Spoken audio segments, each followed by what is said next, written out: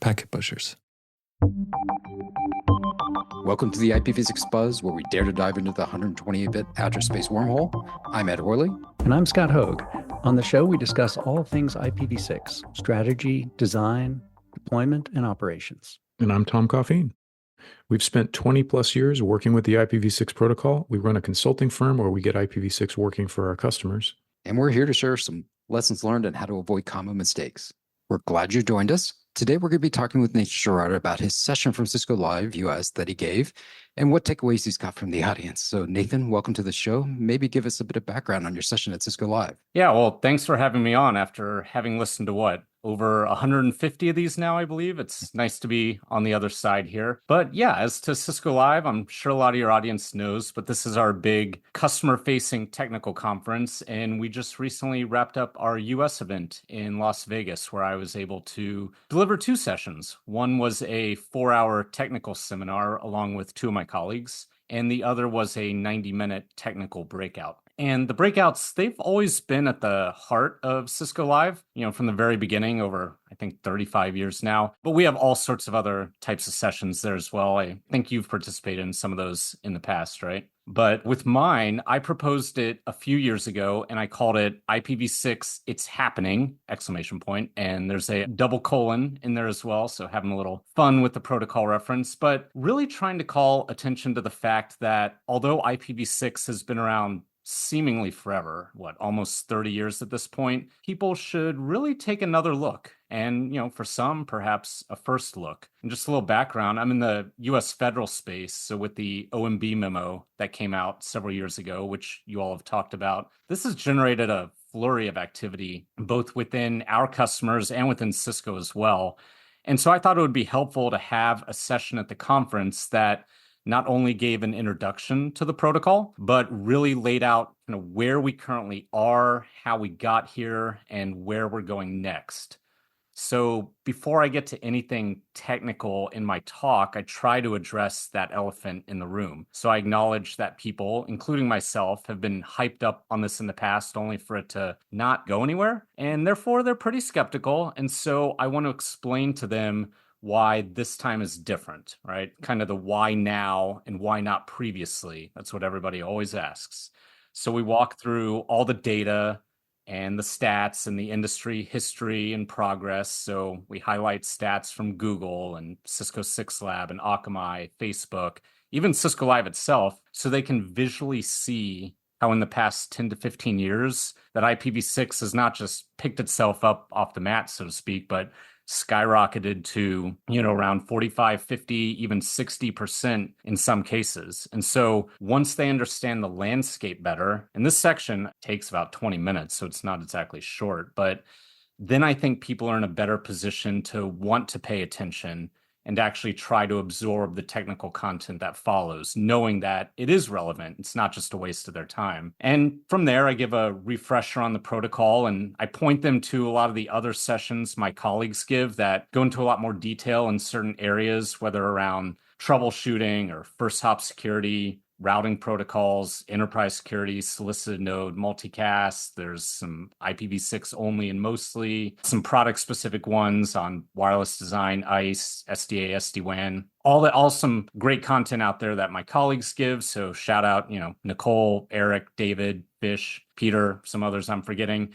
I'm just trying to hit some of the highlights and then get them started on their journey. And mainly to do that, I want to get people to start adjusting their thinking. So breaking out of the IPv4 mindset, whether that's around the size of the space or just abandoning that constrained mentality in general, starting to think of address planning differently, counting in subnets instead of addresses, creating hierarchical structure, embedding information, hammering the nibble boundaries that Tom has championed, all those things to just really start to get their minds to expand or think of things differently than they've previously done. That's a big part of the journey. And then finally, I just want to introduce them to the idea of moving to an IPv6 only environment. So explaining the pros and cons, and there's plenty of cons of dual stack, which, the memo really put on notice if you've read, and then the transition technologies they would need to get to that v6 only environment. So really spending some time with DNS 6.4, NAT 6.4,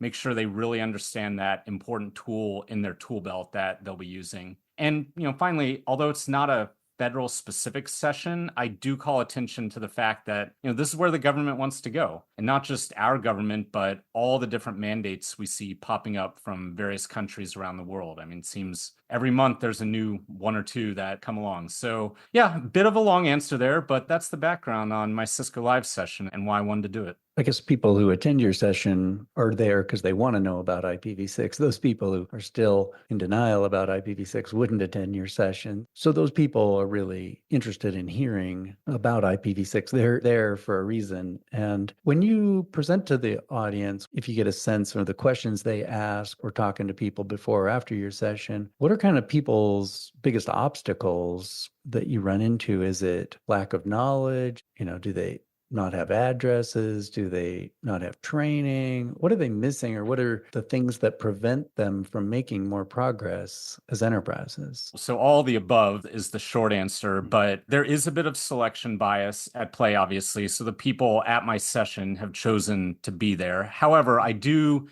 give it the, somewhat clickbaity title to get their attention. But then in the description, all the sessions come with sort of a paragraph explaining what they're for. Really try to draw them in to say, okay, even if you're skeptical, even if you don't really believe in this, come check it out to at least hear what's going on. So I'm trying to draw people in regardless who may be not fully on board in the first place. Mm-hmm. So that there's some of that. And then, the questions you get, it's always the fun part about public speaking where you take questions during the session, because you never really know what you're going to get or how long people take to actually, spit them out. But ultimately, that's part of why people come to these sessions live, right? They don't just watch them in the on-demand library, is that they want to be able to talk to the speakers in person and kind of have those follow-up questions and things like that. Now, quick shout out, by the way, all of the technical breakouts are available for free in the Cisco Live on-demand library for listeners to go check out. It requires an account, but you can make one for free. But yeah, you have to be prepared for anything. You got to be prepared for a range of questions that are much wider and deeper than what your talk might actually cover. And the ones I get, they run the gamut, really, from the very technically specific.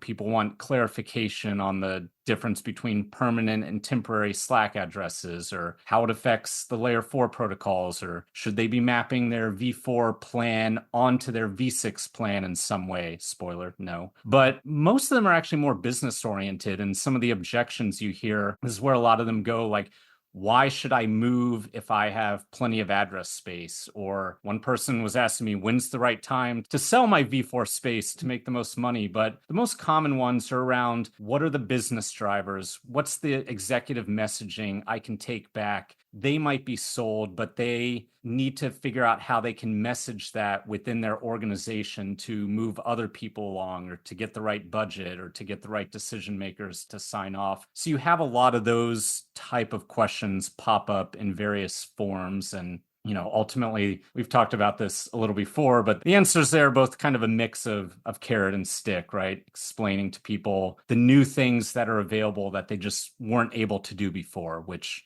often are more technical or operational, but there could be some unlock of the business that is completely new to them. But then, the mandate requirements, I have to do this. And even if they don't have a mandate, getting them to recognize the fact that this is inevitable, that we're not turning around and going back to an IPv4 only world. And so if that's the case, do you want to do this on your own terms and not get left behind? Or do you want to play catch up and try to scramble not on your own timetable as things start to happen to you out of your control? And the go-to example for this was the change with Amazon earlier this year in February, where they started charging for the public v4 usage, where that caught a lot of people by surprise. And so that's just, I think, maybe the first shoe to drop of many. If I'm not getting ready and leading this, transition, these things just start to happen and costs come out of nowhere that I wasn't expecting and I wasn't prepared. So yeah, the questions are all over the place. The hurdles people experience, it's definitely lack of training, lack of the mindset shift of getting them to think differently and not just trying to think of this as IPv4 with 128 bits of space now. It sounds like people in your sessions either have some deployment experience and they have very technical questions and they know quite a bit about IPv6.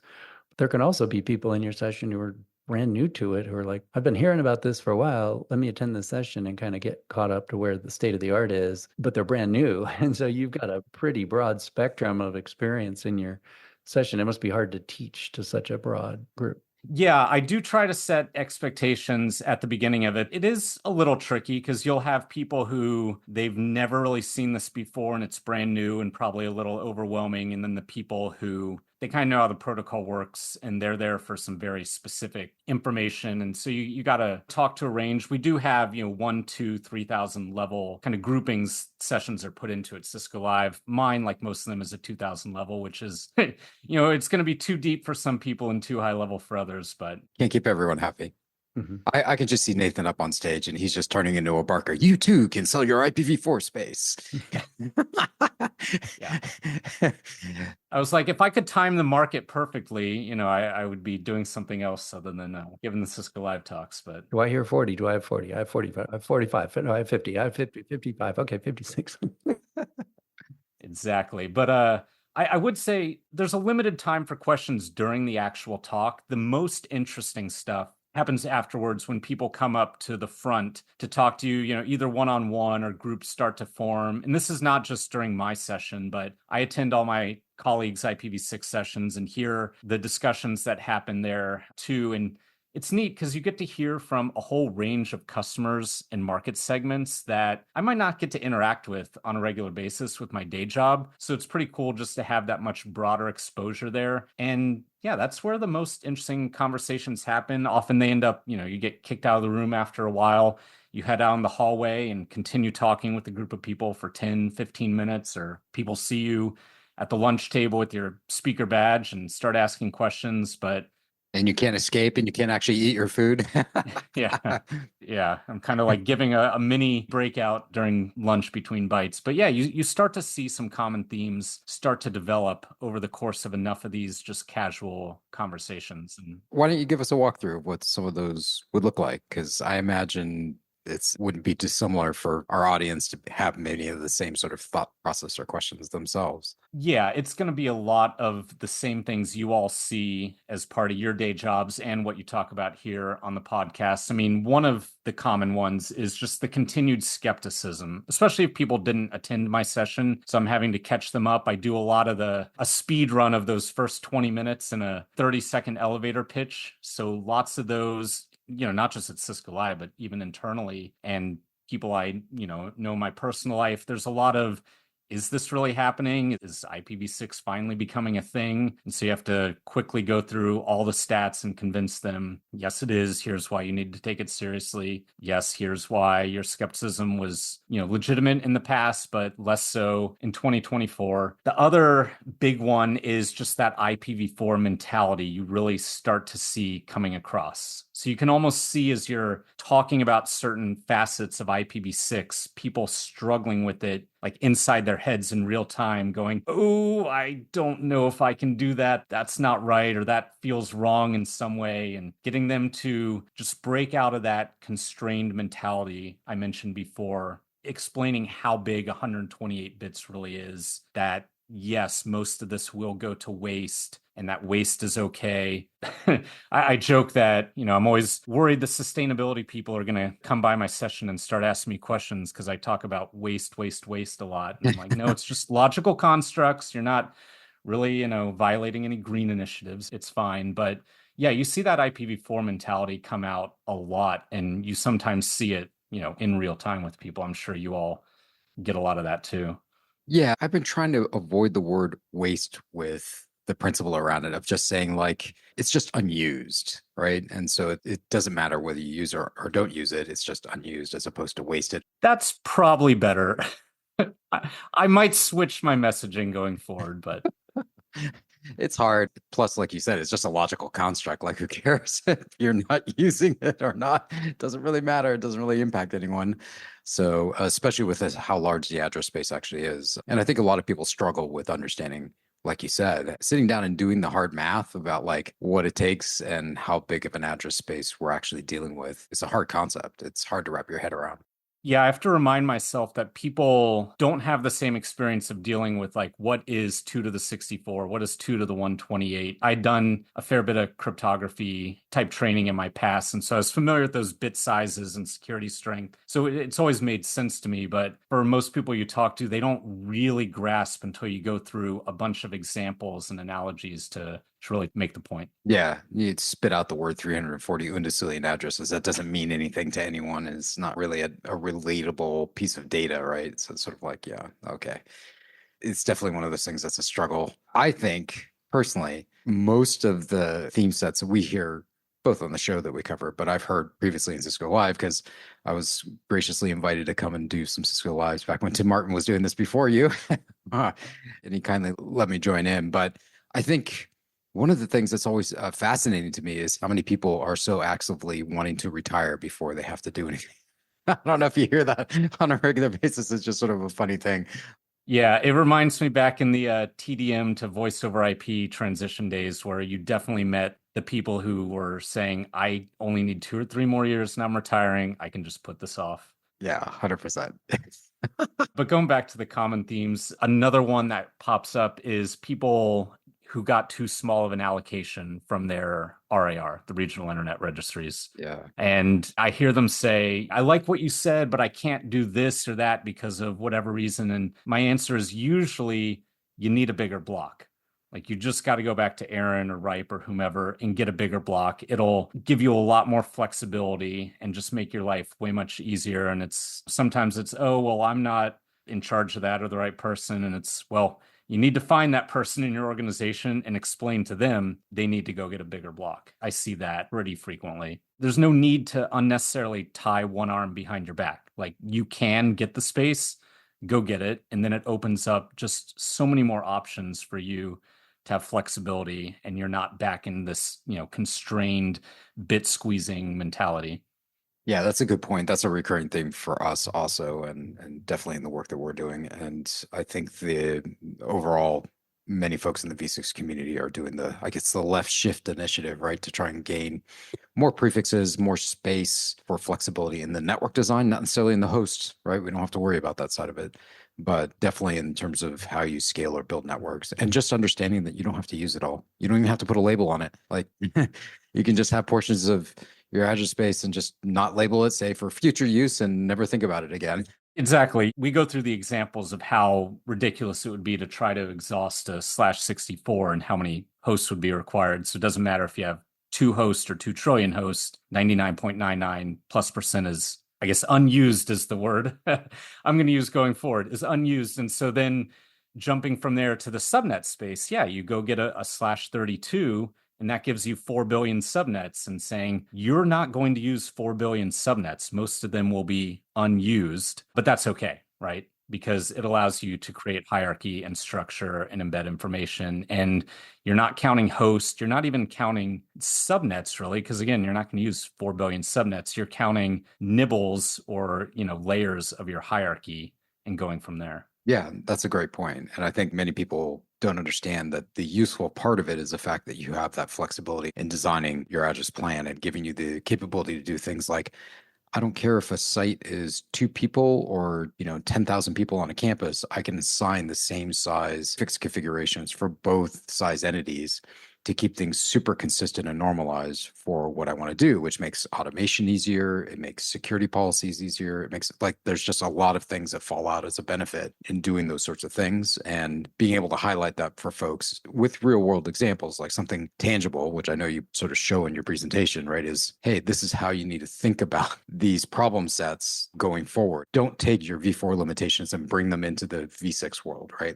Yeah. No longer have VLSM, right? Variable length subnet mask, that goes away. Everything is /64. And isn't that nice? Yeah, until you have to do the one weird thing with like, oh, but then there's this NAT64 thing. We have this other prefix, but you can explain that very clearly about the 32. I know there's an exception to every rule, and the /96 on a NAT64 is that, but that one at least makes sense of why that's the case. You can explain that pretty easily. Yeah, exactly. Yeah. And you're still assigning a 64 anyway. So it's, in theory, just from a routing basis, you're going to assign a 64. So not like it is going to change. Yeah, you're not actually going to advertise the /96 in your routing table, probably. Yeah. Exactly. But that does lead to an interesting point. People ask about point-to-point links as well. And I've been trying to give them your advice. You brought up, I forget if it was on this podcast or another one, on even /64 for point-to-point, even though the /127 is the most current RFC, that, you kind of balance that with the trade-offs of TCAM optimization and usage, and the fact that the RFC as it's out there is 12, 13 years old, and really written for a different time, and that there's other compensating controls you can put on to address the issues it was seeking to do. For us, it's just a matter of simplicity. Also, you're used to dealing with the 64. It's consistent everywhere. Gives you that sort of flexibility. Also, because of one of the principal differences for V4 and V6, right? Counting from zero is not a problem in V6. So you end up with, like, if you actually want to break down a 127, you're doing 0 and 1 and then 2 and 3, right? My recommendation, I think it's just easier, is anytime you're doing a point-to-point link, whether you put a /127 on it or a /64, I like using A and B just because they pop out right away. I don't like using 0 anywhere for an actual host address because it's really easy to confuse it with just the subnet. Right. The prefix. Yeah, with the 0 compression. So that ambiguity, I feel like, leads to potential problems. I'd rather never use 0 as any host address if I can help it. Yeah, no, that's an agreement with our thoughts also. So yeah, that's definitely an easy thing. And then if it's a 64, it doesn't matter if it's A and B, right? Right. Because you have all the addresses available. Yeah, no, that's good. Are there other themes that are non-technical that come up? I would say the most common one is like, where do I start and how do I do this over time? So they're looking for like project and program planning type. I mean, this is kind of up your wheelhouse of, where do you even begin with all this? How do you do it in stages? Obviously, I tell them you're not going to do this, in a flash cut overnight. You don't jump from V4 only to V6 only. You spend some time in dual stack, even though that's not our final destination. But that's a big one people ask about because they realize, okay, I need to do this, but you can almost see kind of them getting overwhelmed, thinking where they should even start, right? Yeah, that makes sense to me that would come up. I think a lot of people, especially when they come up and they expect some guidance from an organization like Cisco, right? In terms of saying, like, this is how we think you should tackle the project. This is how we think you should be building networks, right? And how you should be transitioning from one set of technologies to another, because Cisco has that long tradition of being a multi-protocol. It's not as common today, but back in the day, multi-protocol, that's what the Cisco made its name on. That's right. Multi-protocol is back, and it's called dual stack. I think that's really important. So I imagine they come up and say, like, what resources does Cisco have available? Like, where do I find the right information to sort of move forward? My question to you is, what's your short list that you typically are pointing everyone to? I imagine additional sessions at Cisco Live is probably an obvious answer, right? There are additional sessions I point them to. I have sort of some high level guidance I can give people that, it's hard to do a one size fits all for any customer because where to begin is going to depend on what they currently have and what type of business they are and what's their most, important assets and where they sit. But there's some general guidance of to go to dual stack, expand outward from the middle, and, the V6 only in the future will kind of be the reverse of that with, some exceptions here and there.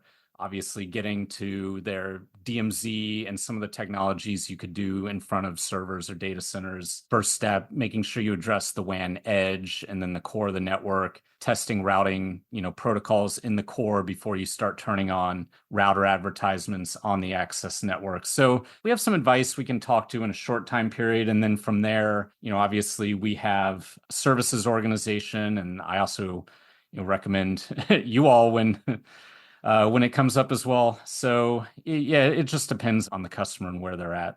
Well, that makes sense to me. I imagine the next set of questions that you get from people, besides just the knowledge transfer of like, hey, this is the state of affairs today. This is how Cisco's thinking about V6. This is how you should be thinking about V6. But there's things that are coming up roadmap wise. And I think it's really interesting to know what you're sort of keeping an eye on. That is interesting in either the V6 community or what you guys are working on internally and how you're thinking about that stuff. So maybe you could share a little bit about what you've got your eye on.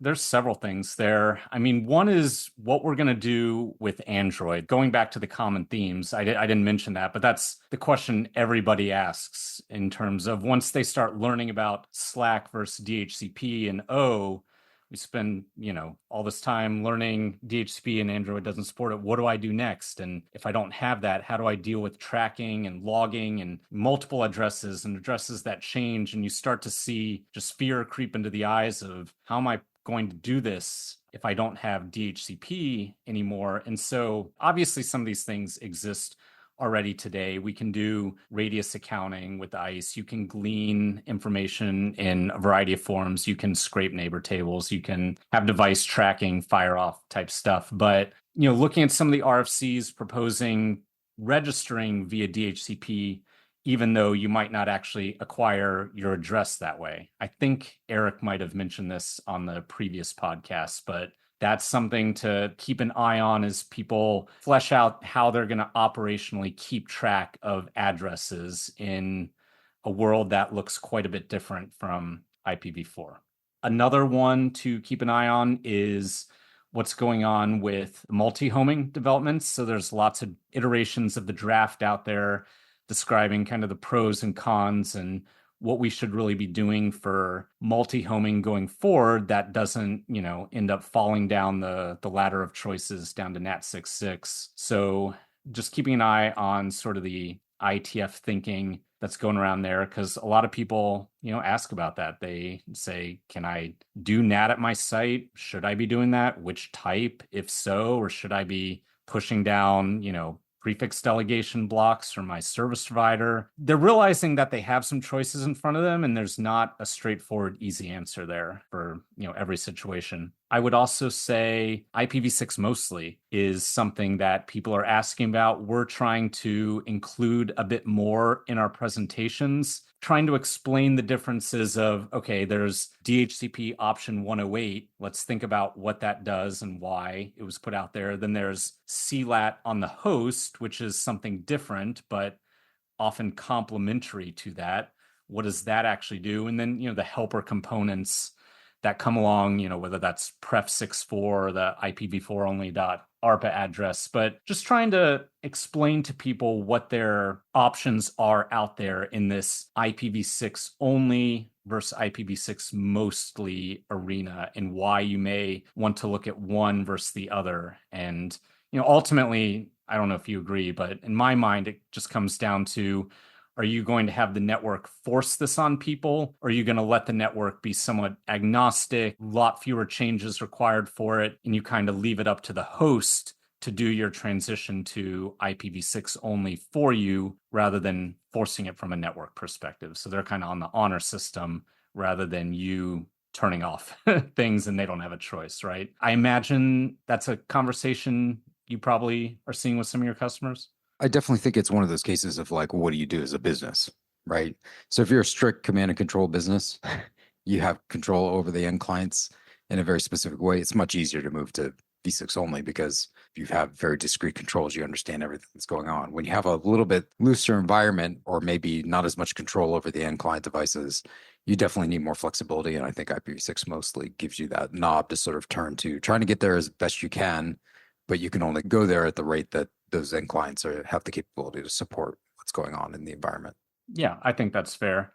And then I guess the final two things I would mention, keep an eye on, is whatever will become of, RFC 6724, what will ULAs be when they grow up? Still waiting for final resolution there. And then the last one would be, just as people move to more SSE type solutions, what does that mean for their addressing, as some of their traffic, might egress through an SSE provider, but not all of it necessarily? And what does that do to the architecture at that point? There's kind of different ways to tackle that problem, but that's a more common architecture we see customers moving toward. And if they want to do that in an IPv6 world, what would that mean for them? So those, I guess, would be my top of mind things to keep an eye on.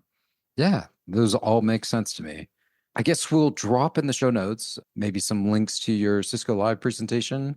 They'll need a login to get into it, but at least they can go check that out. And hopefully maybe some links to some of your colleagues and sessions that they presented, just so they can get an idea of how some of that goes. But how can folks follow you on the internet or reach out and get a hold of you? The best option is probably WebEx Teams, but I know most people probably don't have that. Email is decent. If you put IPv6 in the subject line, it will definitely get my attention. And then finally, I am going to probably make a little more of an effort to get on LinkedIn. I've had not really touched it for a long time. So if you've sent me a friend request after Cisco Live or something, I'm sorry if I haven't gotten to it. But now that I'm putting it out there on this podcast, I do promise to get back in and clean that up so people can hit me up there now.